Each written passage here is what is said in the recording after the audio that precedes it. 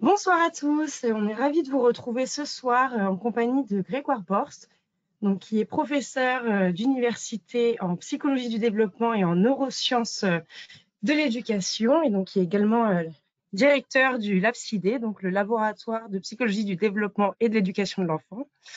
Et il va nous présenter aujourd'hui une webconférence Apprendre aux élèves le fonctionnement de leur cerveau, comment et pourquoi, enfin pourquoi et comment.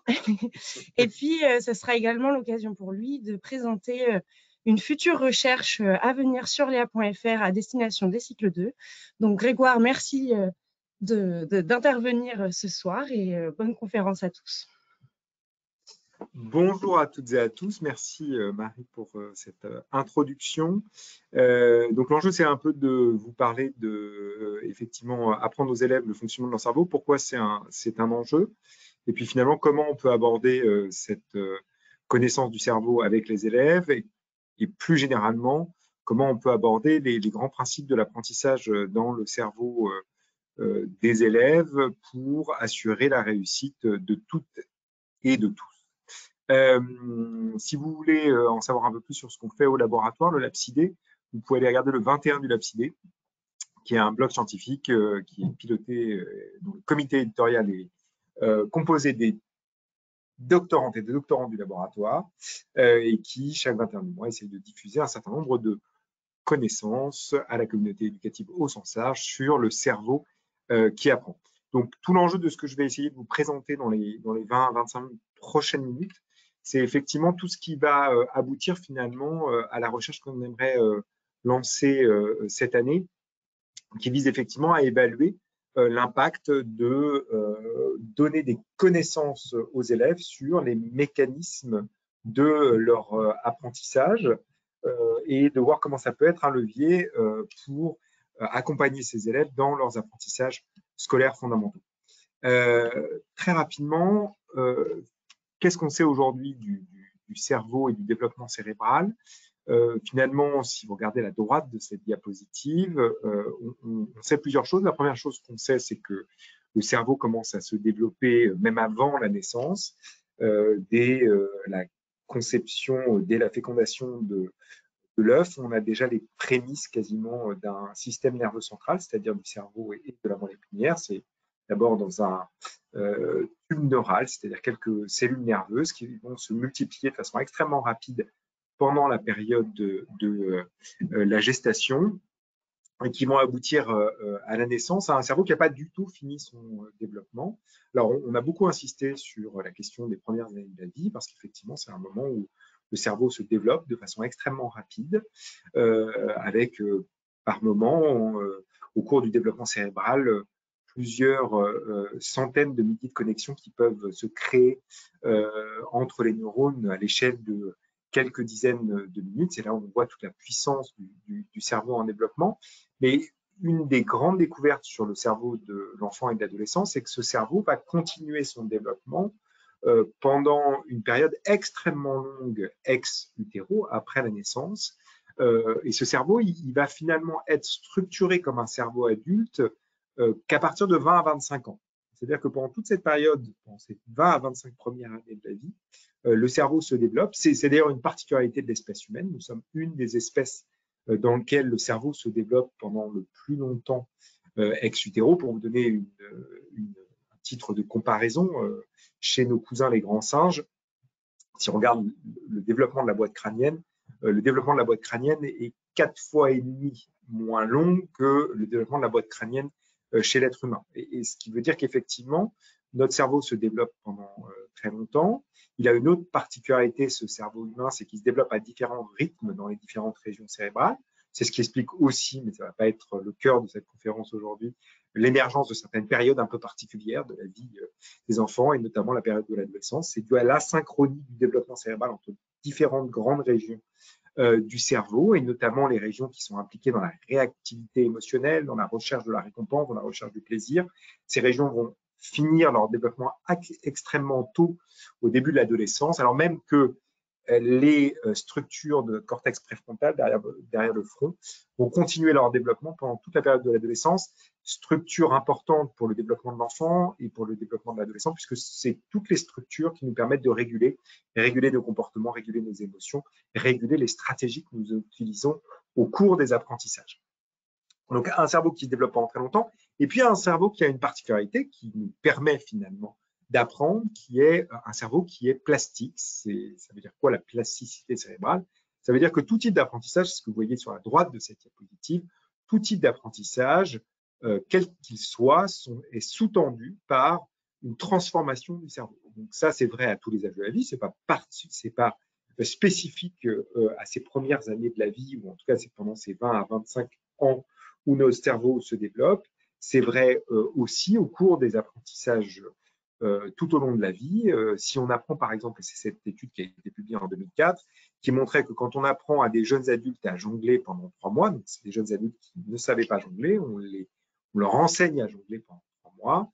Et ce qu'on observe, c'est que si on fait une cartographie de leur cerveau avant et après apprentissage du jonglage, on a des transformations de certaines régions cérébrales qui sont impliquées dans des compétences qu'on développe au cours du jonglage. Par exemple, ici, c'est des régions dans notre système visuel, représenté ici en jaune, dont la surface va être affectée par l'acquisition d'une compétence, et notamment la capacité que nous développons au cours de l'apprentissage du jonglage à suivre plusieurs objets en mouvement dans notre champ visuel. Donc, tout apprentissage est sous-tendu par une modification, une transformation de l'architecture même du cerveau. C'est ça la force du cerveau humain, c'est-à-dire que notre cerveau passe son temps à se transformer, normalement dans les 20 prochaines minutes.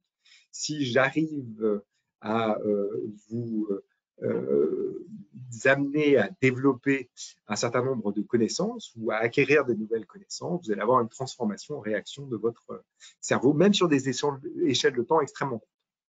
La grande différence chez les enfants et chez les adolescents par rapport à nos cerveaux d'adultes, c'est que ces mécanismes de neuroplasticité, de plasticité cérébrale, s'opèrent à des rythmes beaucoup plus rapides que chez l'adulte, ce qui donne finalement des opportunités d'apprentissage. Et il est très probable que la capacité de l'espèce humaine à avoir créé des outils culturels et à être en mesure, par l'école et par l'éducation, de les transmettre d'une génération à une autre, vient du fait que notre cerveau se développe aussi longtemps, pendant plus de 20 à 25 ans après la naissance. Et du fait de cette plasticité accrue pendant ces années de la vie, nous permettent d'acquérir des outils culturels complexes qu'on est capable de transmettre d'une génération à une autre. Alors, pourquoi c'est si important d'expliquer ça à des élèves? Parce que finalement, on pourrait se dire finalement, pourquoi il y a un enjeu à expliquer le cerveau aux élèves. En particulier, pourquoi c'est un enjeu d'expliquer la plasticité cérébrale aux élèves? Parce que vous n'êtes pas sans savoir que les élèves ont des rapports un peu différents aux apprentissages et que c'est pas rare que si vous questionnez vos élèves vous disent mais moi de toute façon je suis pas intelligent, je suis nul en maths ou je suis nul en français et on a un peu l'impression qu'ils peuvent pas faire grand chose d'une certaine manière pour développer des compétences. Et ça c'est effectivement bloquant, c'est-à-dire que si vous ne pouvez pas imaginer que vous puissiez progresser, il y a très peu de chances, indépendamment de la qualité de la séquence pédagogique que vous mettiez en place, que de l'apprentissage émerge chez vos élèves. Et donc, il y a un enjeu à parler de la plasticité cérébrale parce que c'est un moyen de déconstruire des représentations implicites des élèves sur leur intelligence et sur leurs apprentissages. Et donc, si vous demandez par exemple à vos élèves, c'est une activité que vous pouvez d'ailleurs mettre en place, si vous leur demandez de se positionner sur des affirmations du type tu as un certain niveau d'intelligence et tu ne peux pas faire grand-chose pour en changer, l'intelligence est une qualité que tu as ou que tu n'as pas et tu ne peux pas vraiment changer cela, tu peux apprendre des nouvelles choses mais tu ne peux pas vraiment changer ton intelligence, vous verrez que à peu près 40% de vos élèves vont considérer que globalement ils ont un certain niveau d'intelligence et ils ne peuvent pas faire grand-chose pour en changer. Ils sont mauvais en maths, ils ne peuvent pas faire grand-chose pour progresser en mathématiques. C'est ce qu'on appelle un esprit fixé par rapport à son intelligence et aux apprentissages. Et ce que la recherche a montré, c'est que plus vous venez d'un milieu social défavorisé, plus vous avez tendance à avoir des conceptions implicites des apprentissages et de l'intelligence qui sont fixées. Et donc, c'est aussi ce qui crée des inégalités éducatives, ce qui fait qu'un certain nombre d'élèves ne peuvent pas bénéficier des séquences pédagogiques que vous mettez en place, quelle que soit leur qualité, c'est en partie parce qu'ils sont empêchés d'une certaine manière du fait des représentations qu'ils sont sur leurs propres intelligences et sur leurs apprentissages. Alors, qu'est-ce que ça produit finalement d'essayer de changer l'état d'esprit des élèves en leur expliquant justement comment fonctionne leur cerveau, que leur cerveau est plastique, qu'il passe son temps à se transformer, que c'est vrai dans tout type d'apprentissage, que vous fassiez que les élèves jouent dans la cour de récréation et apprennent une nouvelle feinte au football, qu'ils jouent à certains types de jeux, qu'ils jouent aux billes ou à des jeux de cartes Pokémon ou autres. Ils vont développer des compétences et parce qu'ils développent des compétences, leur cerveau va se transformer. Et leur faire prendre conscience de cela, c'est une façon de déconstruire leur représentation implicite vis-à-vis des apprentissages et donc de leur permettre finalement de bénéficier de toutes les séquences pédagogiques que vous mettez en place.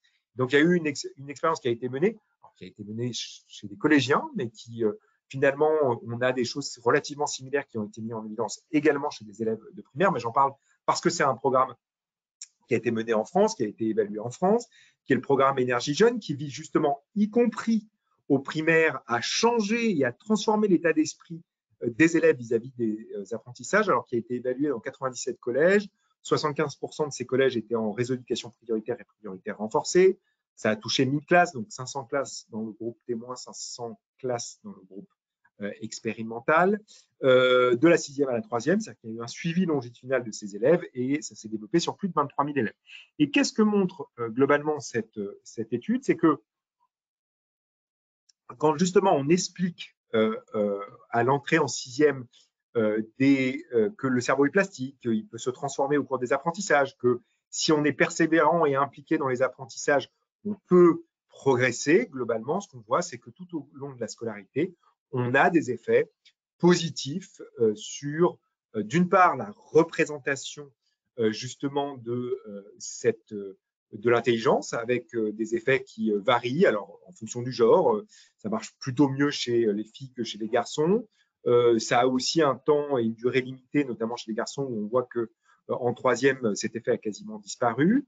Ça a aussi des effets différenciés en fonction de si on reçoit une aide financière ou non, ou si ces familles reçoivent ou non une aide financière. Donc, quand on vient d'un milieu social moins favorisé, on a des effets qui sont un peu moins prononcés de transformation globalement des représentations implicites liées aux apprentissages, mais ça fonctionne quand même, et ça c'est intéressant parce que ça montre que ça peut y compris bénéficier aux élèves les moins favorisés. Et puis, en bas à gauche de cette diapositive, ce qu'on voit, c'est que ça a aussi un effet positif, y compris sur les notes, c'est-à-dire que les élèves qui viennent chez qui on a réussi à changer leur conception de l'intelligence, ça se transfère finalement également sur les notes qu'ils obtiennent au cours du collège et ça a même des effets sur leur comportement. Donc, il y a un véritable enjeu à parler du cerveau, essentiellement parce que ça permet de déconstruire des représentations implicites sur les apprentissages qui sont des représentations bloquantes d'une certaine manière pour bénéficier de toutes les pratiques et de toutes les séquences pédagogiques que vous mettez en place. La deuxième chose qu'on vise également quand on essaye finalement de trouver des leviers pour permettre à tous les élèves de réussir à l'école, mais aussi après l'école, c'est-à-dire quand on pense à la réussite éducative de ces élèves, on pense également à des mécanismes qui sont des mécanismes transversaux impliqués dans tous les apprentissages. L'enjeu de parler du cerveau, c'est aussi de parler de toutes les compétences que ce cerveau permet de sous-tendre, et notamment des compétences transverses qui sont impliquées dans tous les apprentissages. Et on s'est beaucoup intéressé, notamment au laboratoire, mais aussi dans d'autres laboratoires, à finalement essayer de comprendre, mais quels sont vraiment les mécanismes qui sont les plus prédictifs de la réussite éducative future des élèves. Alors, pour pouvoir mener ce type d'études, c'est des études au temps long. Ici, c'est une étude qui a été menée en Nouvelle-Zélande par une chercheuse qui a suivi des enfants depuis la naissance jusqu'à ce qu'ils soient devenus adultes et elle va mesurer différents types de caractéristiques de ces enfants entre 3 et 11 ans. Elle va mesurer évidemment leur milieu social d'origine, parce que ça, on sait que c'est très prédictif de votre réussite éducative future. En gros, pour faire simple, quand vous venez d'un milieu social défavorisé, globalement, vous avez moins de chances, une fois que vous êtes devenu adulte, d'être en bonne santé, d'être épanoui professionnellement et dans votre vie personnelle, que vous avez tendance à être en moins bonne santé physique et en moins bonne santé mentale. Ça ne veut pas dire qu'il n'y a pas un certain nombre d'individus qui viennent de milieux sociaux défavorisés qui ne sont pas en bonne santé. Ça veut simplement dire que ça crée un facteur de risque. Il mesure le quotient intellectuel de ces enfants. Pourquoi? Parce que le quotient intellectuel, c'est plutôt un très bon prédicteur, non seulement de notre réussite scolaire, mais aussi en partie de notre réussite éducative future. Si vous avez un bon quotient intellectuel pendant l'enfance, ça vous donne des opportunités, ou en tout cas, ça crée des probabilités plus fortes d'être en bonne santé quand vous êtes à l'âge adulte. Mais ils vont mesurer autre chose, quelque chose peut-être de moins évident d'une certaine manière de ce pourquoi ça pourrait être lié à la réussite éducative, qui est cette capacité à auto-réguler ses comportements. Alors, qu'est-ce que ça veut dire d'auto-réguler ses comportements? Ça veut dire typiquement la capacité que vous avez à différer votre plaisir immédiat pour obtenir dans le futur une récompense plus importante. Typiquement, comment on mesure ça? On mesure ça chez les élèves ou chez les enfants, jeunes notamment, à l'aide d'une petite tâche qu'on appelle une tâche de gratification différée. Alors, si vous voulez regarder sur YouTube ce que ça donne, vous pouvez taper test du marshmallow, parce qu'on connaît cette tâche aussi sous cette dénomination. Et le principe est le suivant. Vous donnez un marshmallow à l'enfant et vous lui dites, tu peux manger le marshmallow maintenant, ou si tu attends quand je reviens, je t'en donne un deuxième. Et donc là, on est dans une situation où l'enfant doit être en mesure de réguler son impulsivité, qui serait de manger le marshmallow tout de suite pour avoir un plaisir immédiat, pour pouvoir obtenir quelque chose de plus important dans le futur, c'est-à-dire 2 marshmallows et 2 fois plus de plaisir associé. Donc évidemment, toute la difficulté vient du fait que précisément les enfants sont seuls face à ce marshmallow et qu'en plus, ils ne savent pas combien de temps va durer l'expérience, qui va durer jusqu'à 15 minutes. Et ce que montre cette expérience, c'est que d'une part, les enfants très jeunes sont capables de se maîtriser. Dès 3 ans, vous avez 2 tiers des enfants qui attendent avant de manger le marshmallow. Et puis, d'autre part, vous avez un effet développemental, c'est-à-dire que plus les enfants grandissent, plus ils sont en mesure d'attendre en résistant au plaisir immédiat de manger le marshmallow tout de suite pour obtenir 2 marshmallows et donc 2 fois plus de plaisir associé.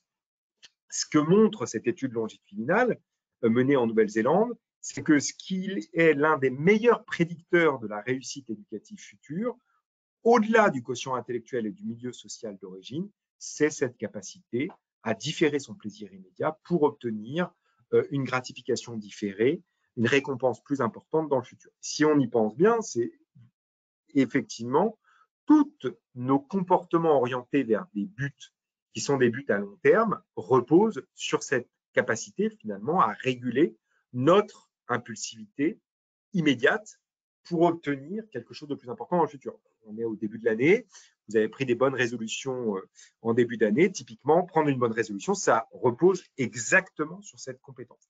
Et si on y réfléchit bien, l'école, c'est exactement ça. C'est-à-dire que je suis un élève, je rentre à 3 ans à l'école est obligatoire, et ce qu'on me propose, le marché ou le contrat éducatif qu'on passe avec moi, c'est de dire tu diffères un certain nombre de tes plaisirs immédiats, pas aller jouer systématiquement dans la cour avec tes camarades, pas faire du foot quand c'est le moment de la classe, pas jouer avec tes écrans ou regarder un dessin animé pour pouvoir faire tes devoirs quand tu es à la maison, pour pouvoir, d'ici 15 ans, obtenir le baccalauréat, rentrer à l'université, obtenir un master et pouvoir t'insérer dans la vie comme adulte épanoui professionnellement et dans le cadre familial. Donc, globalement, c'est effectivement des compétences qui sont importantes à développer chez les élèves très tôt, très jeunes, parce qu'elles constituent des prédicteurs de la réussite éducative. Ça ne veut pas dire que si vous avez un élève qui mange le marshmallow tout de suite, il est condamné pour le reste de sa vie. Ça veut simplement dire que ça explique un peu la variabilité de la réussite éducative observée chez les élèves. Ce qui est intéressant, c'est que cette compétence, qui est une compétence plutôt de régulation et d'autorégulation de ses comportements, elle s'exprime aussi à un niveau cognitif. Elle est donc aussi extrêmement importante pour un certain nombre de nos apprentissages scolaires fondamentaux. C'est-à-dire que dans un certain nombre de situations d'apprentissage scolaire, la réussite passe précisément par cette capacité, non pas à résister à une impulsivité cognitive, une impulsivité comportementale, mais à une impulsivité cognitive. Et on peut montrer ça, c'est vrai chez les élèves, mais c'est vrai aussi chez les adultes. Si je vous présente un petit problème de raisonnement logique très simple et que je vous demande de réfléchir de tête au problème suivant et de me donner la réponse au problème suivant, une tablette et son étui coûte 120 €, la tablette coûte 100 € de plus que l'étui, combien coûte l'étui? Si je vous demande la première réponse qui vous vient par la tête, c'est-à-dire votre impulsivité cognitive, globalement, la réponse qui vous vient spontanément à l'esprit, c'est 20 €. Pourquoi? Parce qu'à partir du moment où vous avez entendu la tablette coûte 100 € de plus que l'étui, vous avez fait une soustraction entre 120 et 100 et vous aboutit à la réponse 20 €. Sauf que très rapidement, vous pressentez que ce n'est pas forcément la bonne réponse. Globalement, la bonne réponse, c'est sans doute pas 20 €. Vous ne trouvez pas forcément la bonne réponse, mais finalement, ce qui vous a trompé dans ce problème, c'est la formulation même du problème. C'est le plus que qui vous a induit en erreur. Mais en fait, vous savez très bien comment résoudre ce type de problème. C'est effectivement, ça nécessite un peu plus de ressources, d'engager un peu plus de ressources cognitives. C'est typiquement de poser une équation à deux inconnus. Si on vous dit qu'une tablette et son étui coûtent 120 €, vous pouvez moraliser ce problème de la façon suivante. X plus Y égale 120. Dit autrement, une tablette et son étui coûtent 120 € avec la tablette qui coûte 100 € plus le prix de l'étui. Et on voit tout de suite que si on propose que l'étui coûte 20 €, on se trompe puisque comme on dit que la tablette coûte 100 plus le prix de l'étui, si l'étui coûte 20 €, ça veut dire que la tablette à elle seule va coûter 120 €. Et donc, si la tablette coûte 120 € et que l'étui vaut 20 €, les deux ensemble valent 140 €. Donc, ce n'est pas la bonne réponse. En fait, la bonne réponse, c'est 10 €. Et si vous aviez le temps, si vous preniez le temps finalement de poser cette équation à deux inconnus, vous trouveriez la bonne réponse. Ce qui est intéressant, c'est que ce n'est pas en soi que vous êtes illogique ou que vous n'êtes pas rationnel. C'est simplement le fait qu'un automatisme s'est déclenché dans votre cerveau et que comme vous n'avez pas été en mesure de résister à cet automatisme, vous produisez une réponse erronée dans ce contexte-là. Ce qui est intéressant, c'est qu'on a d'autres exemples de ce type d'erreur chez les élèves qui viennent justement d'une difficulté à réguler, à résister à des automatismes de pensée qui se sont construits au cours de la scolarité. Par exemple, si vous demandez à des élèves en cycle 2 de résoudre le problème arithmétique suivant, Pierre a 20 billes, il en a 5 de plus que Paul, combien de billes a Paul? Il est très probable, et vous le savez, que la première réponse qui vient à l'esprit de vos élèves, c'est 25. Parce qu'ils ont entendu plus dans l'énoncé du problème et qu'ils associent systématiquement plus à l'addition et moins à la soustraction. Vous savez aussi qu'on peut utiliser des schémas pour leur apprendre à répondre à ce type de problème. On peut aussi leur apprendre à déconstruire le problème en différentes sous-étapes. Si on leur dit généralement, une des façons d'étayer les élèves dans ce contexte-là, c'est-à-dire, regardez, si Pierre a 20 billes, en fait, ça veut dire que si Pierre en a 5 de plus que Paul, ça veut dire que Paul en a 5 de moins que Pierre. Et à ce moment-là, vous savez que ça permet aux élèves de trouver la bonne réponse parce que comme il y a une congruence entre l'énoncé du problème et l'opération arithmétique à effectuer, ils ne se trompent plus dans ce contexte-là. Et ce qu'on a montré au laboratoire, c'est que ce qui fonctionne beaucoup mieux dans ce contexte-là, ce n'est pas simplement de réexpliquer la règle à utiliser dans ce contexte, c'est-à-dire soit d'utiliser une représentation à partir de schémas, soit de déconstruire la résolution du problème en sous-étapes de résolution du problème, mais c'est d'abord de commencer par sensibiliser les élèves sur ce qui produit l'erreur dans ce contexte-là. C'est simplement de leur dire, attention, là, il y a un piège. Quand ton cerveau entend plus, il a envie de faire une addition. Quand il entend moins, il a envie de faire une soustraction. Ça marche dans plein de situations, mais ça ne marche pas justement dans cette situation-là. Et ce que doit apprendre à faire ton cerveau, c'est d'apprendre à résister à si j'entends plus, je fais une addition. Si j'entends moins, je fais une soustraction. Et on a montré que c'était une stratégie pédagogique qui fonctionnait beaucoup mieux que la stratégie qui consistait simplement à répéter la règle dans ce type de contexte. Alors, on a montré que c'était le cas de beaucoup d'erreurs observées chez les élèves, y compris en cycle 2. Par exemple, la difficulté à comparer des lettres en miroir, comme le B et le D. Vous savez qu'il y a une prévalence très forte de ces erreurs en miroir, avec les élèves qui vont avoir des confusions du B et du D, que ces lettres soient présentées de façon individuelle ou qu'elles soient présentées dans des mots. Et en fait, ça vient d'une difficulté pour le cerveau des élèves à résister à ce qu'on appelle la généralisation en miroir.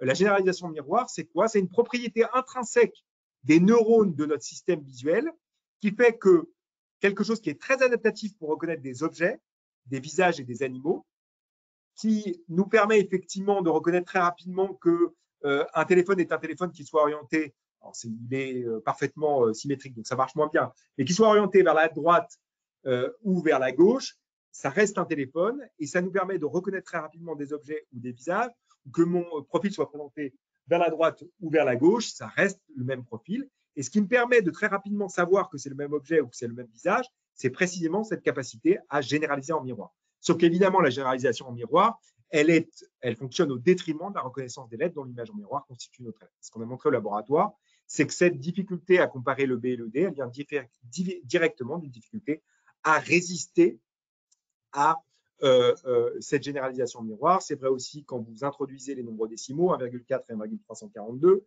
Les élèves qui considèrent qu'1,342 c'est plus grand qu'1,4 parce qu'ils ont du mal à résister à la stratégie. Plus il y a de chiffres après les virgules, plus le nombre est grand. En fait, ce qui fait et ce qui produit l'erreur dans ce contexte-là, c'est que les élèves ont tendance à considérer les chiffres après la virgule comme des nombres entiers. Ils comparent 342 à 4 et donc ils considèrent qu'1,342 est plus grand qu'1,4. C'est vrai aussi dans les erreurs d'attraction du type je les pilote, avec les élèves qui mettent un S à pilote parce que le verbe prend une forme nominale et qu'il y a une forme d'attraction du déterminant sur le verbe. Et là aussi, on a montré que résister finalement, pour éviter de faire ce type d'erreur, un des enjeux, c'est de résister à signaler, je mets un S au mot qui suit. Très rapidement, on a essayé un certain nombre d'approches, notamment menées par Marie Détang, et c'est ce que je vous disais tout à l'heure. Une des approches qui est particulièrement efficace dans ce type de contexte pour ces problèmes qui sont en fait des problèmes, des situations de problèmes. Ce qui fonctionne le mieux d'un point de vue de stratégie d'apprentissage, ça n'est pas en soi de réexpliquer la règle aux élèves, c'est de leur faire prendre conscience des mécanismes qui sont à la source des erreurs dans ce contexte-là. Et pour pouvoir démontrer ça, on a mené notamment une recherche participative et collaborative, celle qu'on va vous proposer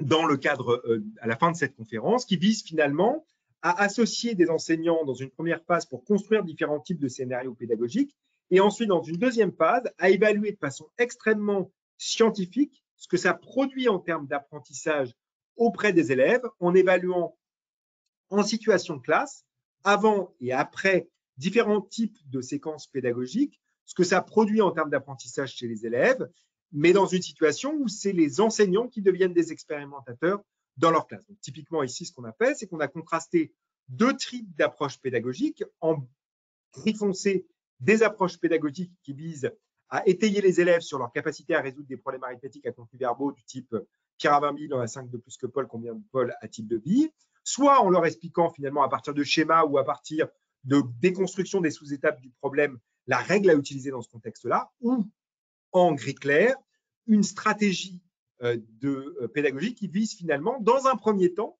à faire comprendre à l'élève à l'automatisme auquel il doit résister dans ce contexte-là. Typiquement, si j'entends plus, je fais une addition, si j'entends moins, je fais une soustraction, avant évidemment de lui expliquer la stratégie à utiliser dans ce contexte. Et ce qu'on voit ici, c'est des classes qui ont évalué les compétences des élèves avant, c'est les deux histogrammes de gauche, juste après l'intervention et quelques semaines après l'intervention. Et ce qu'on voit, c'est que la stratégie pédagogique qui fonctionne le mieux dans ce contexte-là, c'est celle qui utilise des approches qui permettent à l'élève de comprendre quels sont les mécanismes engagés dans les apprentissages pour lui permettre de progresser dans ce contexte-là.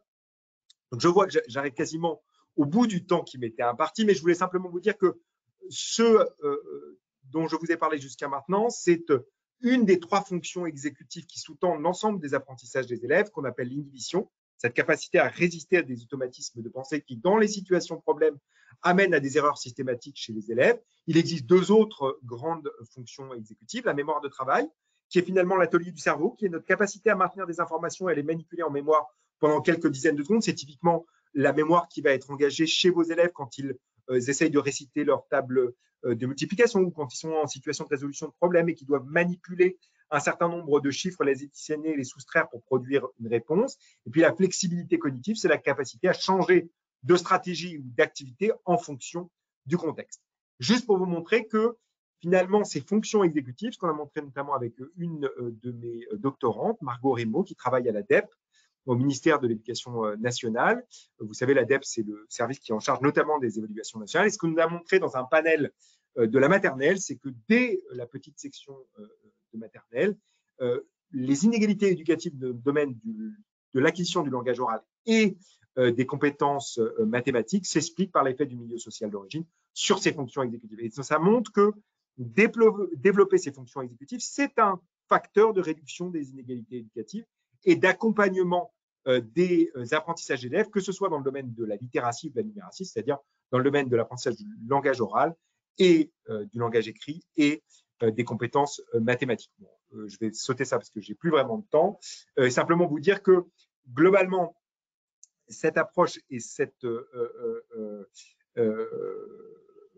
expérimentation qu'on aimerait mener avec toutes les classes qui seraient intéressées à participer, elle vise finalement à développer chez les élèves ce qu'on appelle la métacognition, c'est-à-dire une forme d'autoréflexivité par rapport aux apprentissages et notamment de développer un certain nombre de connaissances sur les apprentissages, c'est-à-dire sur les stratégies qui sont les stratégies les plus efficaces, c'est-à-dire comment fonctionne par exemple la mémoire, comment fonctionne l'attention, comment fonctionnent justement ces mécanismes exécutifs qui permettent de réguler notre stratégie en fonction du type d'apprentissage dans lequel nous nous engageons. Et on a montré notamment au laboratoire que ce type d'apprentissage métacognitif pouvait expliquer en partie les inégalités éducatives dans le domaine des mathématiques et du langage oral chez les enfants de grande section de maternelle, qu'elles émergent aussi en fonction du contexte familial, en fonction du type d'activités qui sont faites à la maison. On a des effets d'inégalité qui se construisent sur ces compétences et sur ces connaissances métacognitives. Tous les élèves n'ont pas les mêmes connaissances métacognitives sur comment fonctionne leur mémoire, comment fonctionne leur attention, comment fonctionnent justement ces fonctions exécutives. Et donc, c'est un enjeu aussi pour l'école d'essayer de développer ces compétences chez les élèves. Et puis, très rapidement, juste pour finir là-dessus, vous dire qu'on vient de mener et on continue à mener une expérimentation, notamment dans les réseaux d'éducation prioritaire de la ville de Marseille. Et ce qu'on a montré, c'est que quand on forme des enseignants à utiliser des gestes professionnels dans lesquels on développe ou ils développent les compétences métacognitives et les connaissances métacognitives de leurs élèves, on a des effets de transfert, notamment sur l'acquisition des compétences mathématiques. Alors, il y a aussi évidemment tous les enjeux de bien-être. Ça, c'est une autre étude, alors qui n'est pas sur le cycle 2, qui est plutôt en cycle 4, mais ce qu'on a montré dans cette étude, c'est que globalement, à la fin du cycle 4, ce qui explique que des élèves qui viennent de milieux sociaux défavorisés réussissent aussi bien au brevet que les élèves qui viennent de milieux sociaux favorisés. Le premier facteur qui explique leur réussite académique, c'est leur bien-être scolaire. Le deuxième, c'est leur capacité exécutive et notamment la capacité de leur mémoire de travail. Et la troisième chose, c'est leurs compétences métacognitives. D'où l'enjeu de pouvoir commencer beaucoup plus tôt à travailler sur ces compétences exécutives, sur ces compétences métacognitives, comme un vecteur de réduction des inégalités, finalement en enseignant de façon très explicite à apprendre aux élèves pour leur permettre ensuite de remobiliser ces compétences au cours de leurs apprentissages scolaires fondamentaux. Juste pour vous dire qu'on a testé en début de cycle 3, en fin de cycle 3, oui, au collège, pardon, ce type d'approche où on vise à enseigner aux élèves comment apprendre. Et ce qu'on a montré, c'est que l'enseignement très explicite, finalement, des mécanismes de l'apprentissage, ça a des effets notamment sur les connaissances métacognitives, mais ça a aussi des effets sur l'état d'esprit vis-à-vis des apprentissages. Ce qu'on a montré, c'est qu'on pouvait effectivement transformer l'état d'esprit des élèves vis-à-vis de leurs apprentissages, c'est-à-dire les mettre en condition de pouvoir bénéficier des séquences pédagogiques que vous mettez en place, parce qu'on est face à des élèves qui considèrent que s'ils investissent du temps et des efforts dans leur apprentissage, ils peuvent progresser. Et donc, ce qu'on vous propose dans le contexte de cette conférence, c'est de participer, si vous êtes volontaire et si vous êtes intéressé, à une expérimentation qui va se développer à partir de début mars. Mais je passe la parole à Marie pour prendre le relais pour exposer cette expérimentation.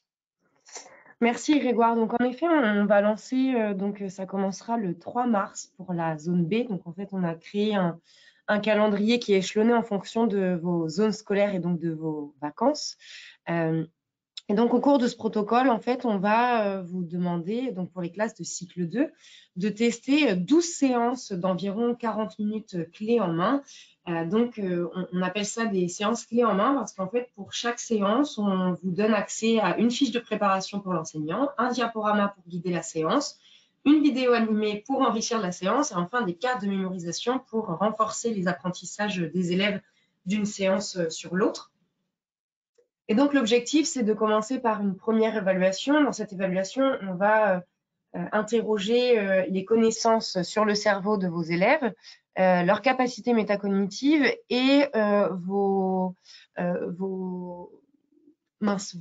démarches d'enseignante, comment vous proposez vos contenus.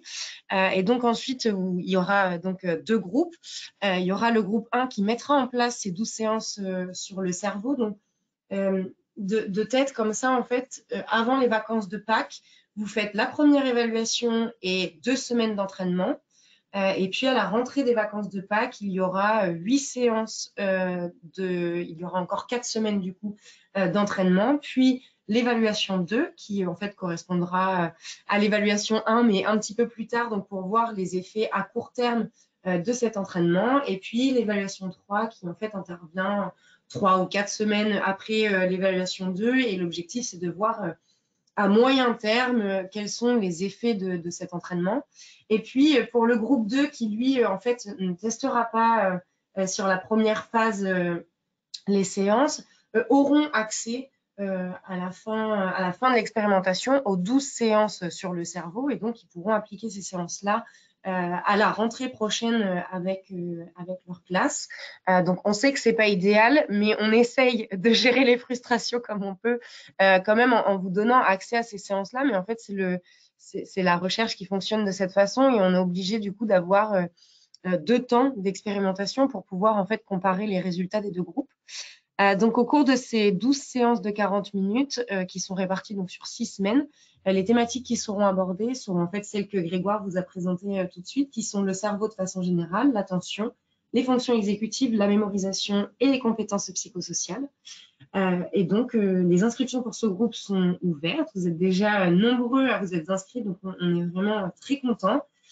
Et les inscriptions se termineront le 17 février, donc lundi prochain. Et donc, on va vous envoyer par mail le lien pour accéder aux inscriptions.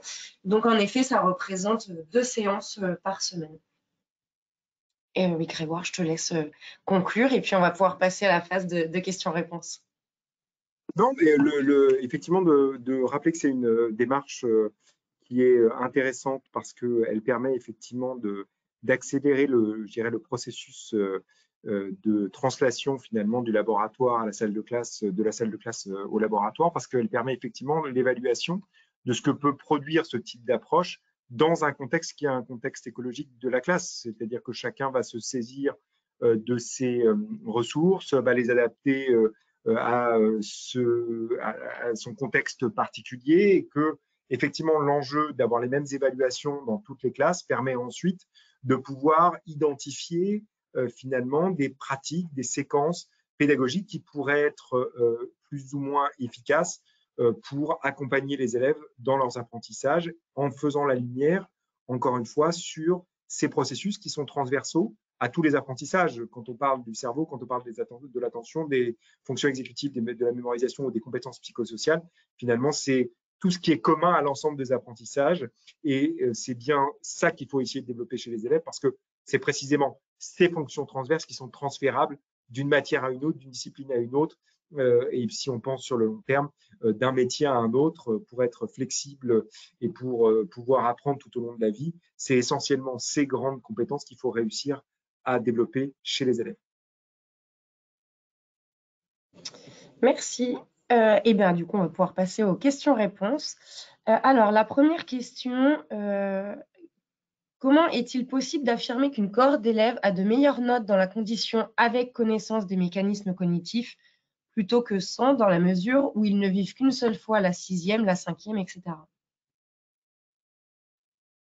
Alors, parce que justement, l'enjeu, c'est de comparer toujours un groupe expérimental à un groupe témoin. Si la référence, elle était à ce qu'on a pu faire, nous, sur qu'est-ce que ça peut avoir comme effet d'enseigner aux élèves comment apprendre, ou que ce soit l'expérimentation qui visait à transformer les représentations implicites sur l'intelligence et les apprentissages. L'enjeu est toujours de comparer, effectivement, non pas des cohortes les unes par rapport aux autres, mais bien de comparer deux groupes du même corps avant et après l'intervention, parce que c'est le seul moyen, effectivement, comme la question le pose très bien, de pouvoir déterminer et établir un lien de causalité entre une intervention particulière et une progression des apprentissages des élèves.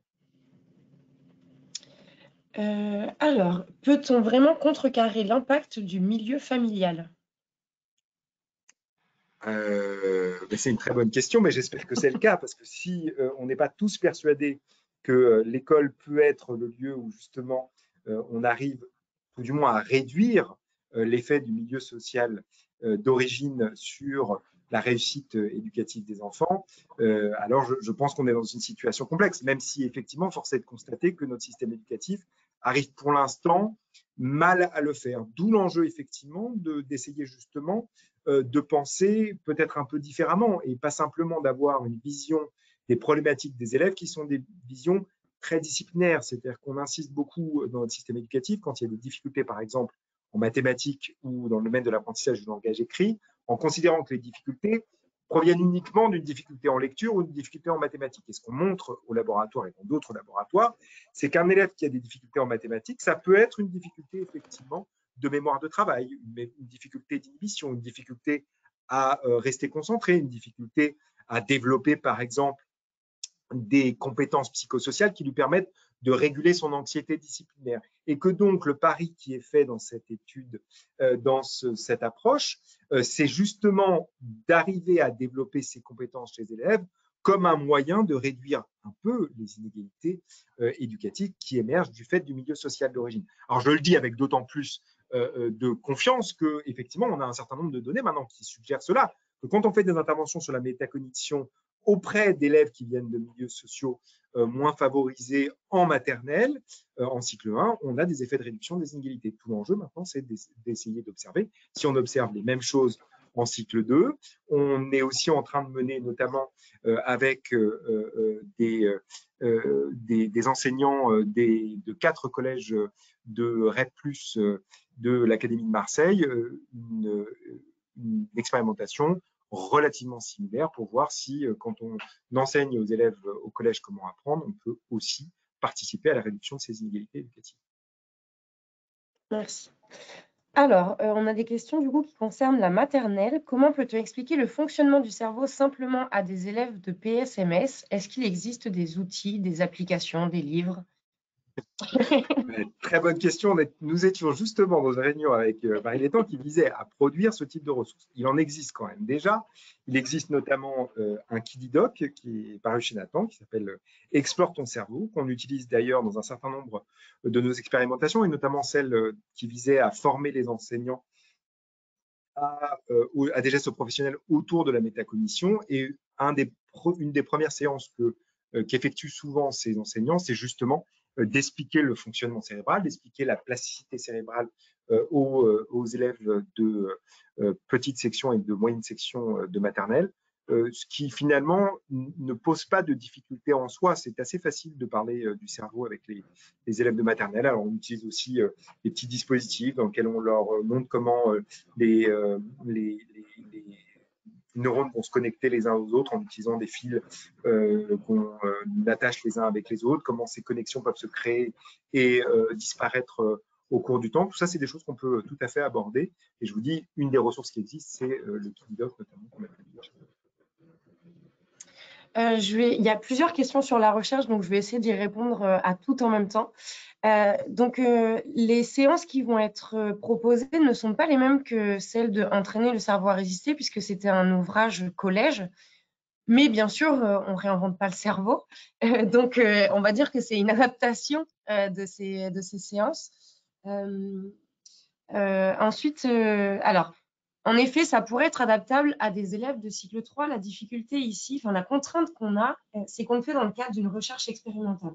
Donc, on a besoin de poser un cadre et que ce cadre soit respecté. Et une des premières conditions de ce cadre, en fait, c'est que on ouvre cette recherche uniquement aux classes de cycle 2, puisque en fait, cycle 2, c'est déjà 3 niveaux, et si on intègre le cycle 3, ensuite, ça fait 6 niveaux, et donc c'est difficile de comparer des résultats qu'on obtiendrait sur des CP et sur des CM2, donc on s'est restreint au cycle 2, donc on restera dans cette contrainte.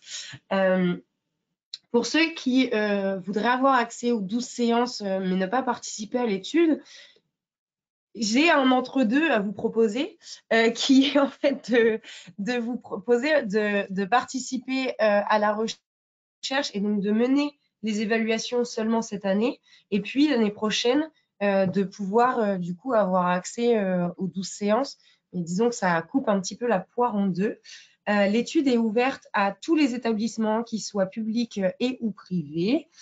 Et la dernière question, c'était est-ce qu'il y a besoin d'une connexion Internet dans la classe pour mener les 12 séances Alors, c'est juste que la vidéo sera sur YouTube. Donc, dans l'idée, je pense que c'est mieux d'avoir accès à Internet. Mais je pense que si vous chargez la vidéo en avance, il n'y aura pas de problème. En tout cas, il n'y a vraiment que la vidéo YouTube qui nécessite d'avoir accès à Internet. Tout le reste est en fait des documents PDF qu'on vous transmet. Donc, sur ce point-là, vous n'aurez pas de problème.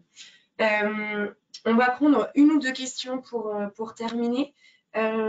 Alors, Grégoire, comment se positionnent les enfants 10 par rapport à la plasticité du cerveau? Comment ils se positionnent ça? Quelles sont leurs représentations sur la plasticité cérébrale? On va... C'était ça la question? La question que j'ai, c'est comment se positionnent les enfants 10, mais on peut attendre que la personne Je n'ai confirme. pas de. Alors, il faut parfois accepter de ne pas avoir toutes les réponses. Je n'ai pas du tout la réponse à cette question-là. C'est une vraie question. À ma connaissance, ça n'a pas encore été systématiquement évalué, mais je peux me tromper. Il faudrait regarder plus précisément ça dans la littérature. Mais c'est pas impossible qu'effectivement la part, je dirais, de représentation plus fixée de l'intelligence soit plus importante chez les enfants porteurs de troubles neurodéveloppementaux. Mais c'est à regarder plus spécifiquement. Je suis pas persuadé que c'est déjà été évalué. Mais c'est une vraie question, une question extrêmement intéressante. Ok. Eh ben, alors, attends. Si on avait une dernière question, alors de nos jours, nous constatons une forte augmentation du nombre d'élèves atteints de TDAH dans nos classes. Comment explique-t-on cette proportion, quasiment un élève sur deux en CP, et comment peut-on y remédier ou du moins enseigner malgré tout? Alors, je ne sais pas quel est le contexte spécifique de cette classe, mais la prévalence des troubles déficitaires de l'attention et de l'hyperactivité, ce n'est pas 50% des élèves. C'est globalement 5 à 7% de la population des élèves. C'est plutôt la fourchette haute. Un trouble déficitaire de l'attention et de l'hyperactivité, c'est souvent un peu complexe parce qu'en CP, on n'est pas encore tout à fait au moment où on pose un diagnostic définitif. Et le fait d'avoir des élèves qui ont du mal à réguler leur comportement ou qui ont du mal à être attentifs, ça ne veut pas dire que ces élèves ont nécessairement un trouble déficitaire de l'attention et de l'hyperactivité. Il faut qu'un médecin, accompagné d'un neuropsychologue ou d'un psychologue, pose ce diagnostic. Et donc, tant que l'enfant n'est pas diagnostiqué, on ne peut pas dire qu'il a un trouble déficitaire de l'attention et de l'hyperactivité. Il y a plein d'autres raisons au fait qu'un enfant peut avoir des difficultés à se maîtriser, à se contrôler, ne serait-ce que parce que la situation d'une classe de CP dans laquelle effectivement on demande aux enfants d'être des élèves, c'est-à-dire de rester assis pendant une grande partie de la journée, c'est quelque chose qui est extrêmement complexe pour des élèves aussi jeunes. Et donc je dis simplement qu'il ne faut surtout pas poser un diagnostic en tant qu'enseignant sur ces élèves. C'est du ressort d'un psychologue accompagné d'un médecin qui posera ce diagnostic. Il y a plein d'autres diagnostics différentiels possibles qui ne relèvent pas forcément de troubles déficitaires d'attention et d'hyperactivité. Le TDAH, comme on en parle, est un trouble neurodéveloppemental. C'est un trouble qui vient du fait que le cerveau se développe différemment chez ces enfants. Et encore une fois, ce n'est pas 50% des élèves dans les classes.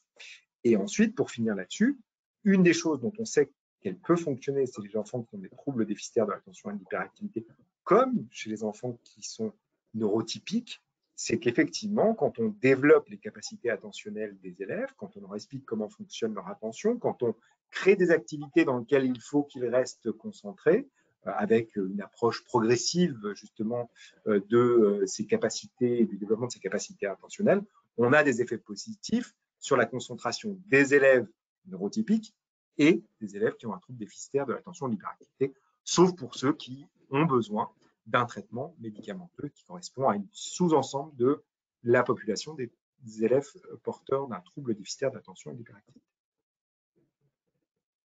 Merci beaucoup. Alors, je vais juste répondre à une question que j'ai vue passer plusieurs fois. En effet, il faudra demander l'autorisation parentale pour participer à cette étude. Donc, en fait, on va vous donner une autorisation parentale, un document. Ce document, en fait, demande l'autorisation aux parents de transmettre les données aux évaluations au laboratoire de recherche pour que ces données soient analysées à des fins de recherche scientifique.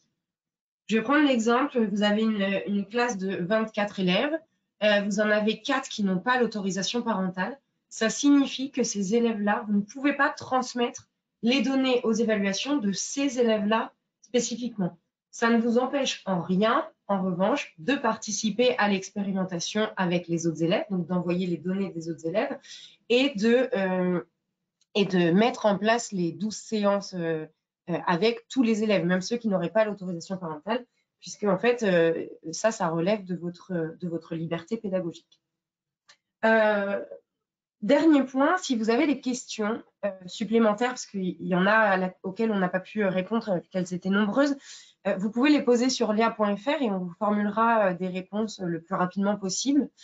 Donc voilà, n'hésitez pas, le replay sera disponible normalement dès demain au plus tard mercredi. Donc Grégoire, merci beaucoup pour votre intervention ce soir et la recherche que vous proposez. On espère que vous serez nombreux à vous y inscrire et à y participer.